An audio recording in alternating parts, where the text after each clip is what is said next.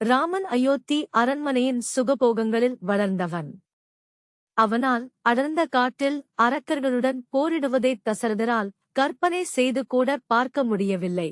ராமனுக்கு பதிலாகத் தானே வருவதாகவும் தனது பெரும் படையுடன் அரக்கர்களைத் தோற்கடிப்பதாகவும் தசரதர் கூறினார். அந்த அரக்கர்களைப் பற்றிய கூடுதல் விவரங்களைக் கேட்டார்.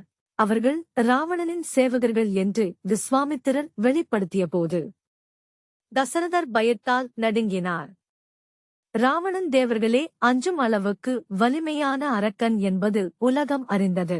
தனது அச்சம் இருந்தபோதிலும் தசரதர் கொடுத்த வாக்கை விஸ்வாமித்திர முனிவர் நினைவுபடுத்தினார். ஒரு க்ஷத்திரியன் ஒருபோதும் கொடுத்த வாக்குறுதியை மீறமாட்டான். அப்போது மற்றொரு முனிவரான வசிஷ்டர், விஸ்வாமித்திரே அந்த அரக்கர்களை எளிதில் அழித்திருக்க முடியும். ஆனால் ராமருக்கு தனது வீரத்தை நிரூபிக்க வாய்ப்பளிக்கவே அவர் வந்துள்ளார் என்று தசரதருக்கு உறுதியளித்தார்.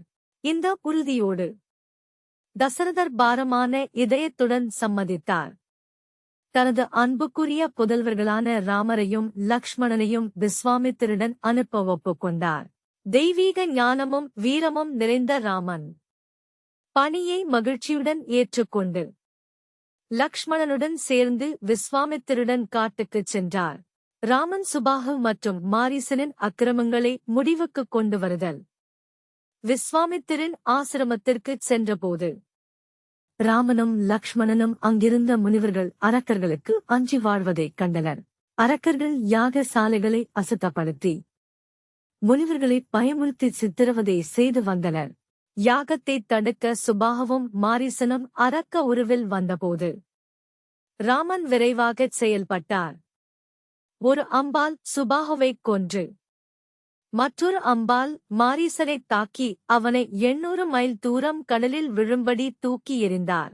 அரக்கர்களின் பயங்கரத்தை முடிவுக்கு கொண்டு வந்ததற்காக முனிவர்கள் ராமன் மற்றும் லக்ஷ்மணன் மீது மிகுந்த மகிழ்ச்சியும் நன்றியும் கொண்டனர்.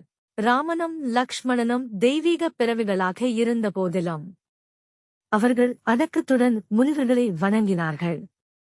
இது அவர்கள் தனது பக்தர்களுக்கு சேவை செய்வதைக் காட்டுவதாக அமைந்தது. ராமனும் லக்ஷ்மணனும் விஸ்வாமித்திர முனிவருக்கு சேவை செய்தல்.